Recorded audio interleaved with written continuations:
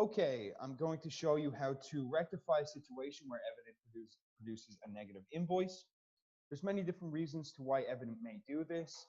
The one example I'm going to show you today is when you change a customer in a case or a product in a case after the case has appeared on a statement. So let's go into our recent cases. Let's go into our case for Dr. Bob Robert and invoice it. So we're going to hit invoice and send. And then we're going to go to financials, run and print, and run statements specifically for Bob.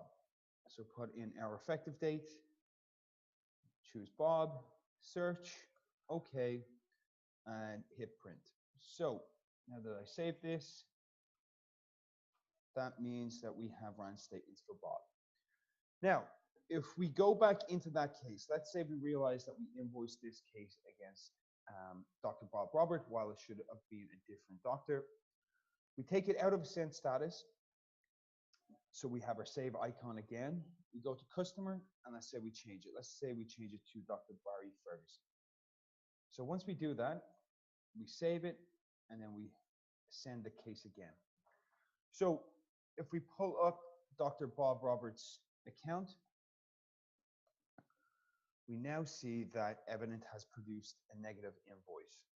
It does this to balance out the books, so there's no discrepancy in what the customer owes. But unfortunately, since these are two square symbols, we are unable to tie them in together. We're unable to allocate them together. So these are the steps that we must go through to ensure that we can completely allocate the negative invoice with the positive invoice.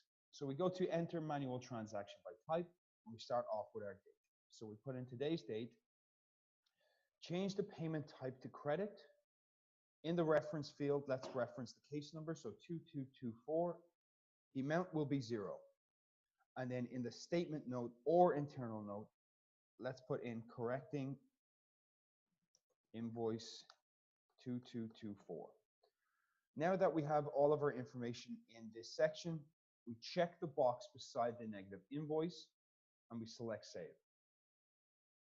Click OK on the pop-up, and once the page refreshes, we now see that the negative invoice becomes a credit, which means we can allocate it into the positive original invoice and hit save. Once that's done, we can then go into Dr. Barry Ferguson's account,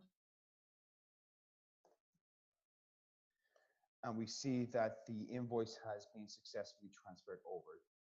Case number 2224 for $398.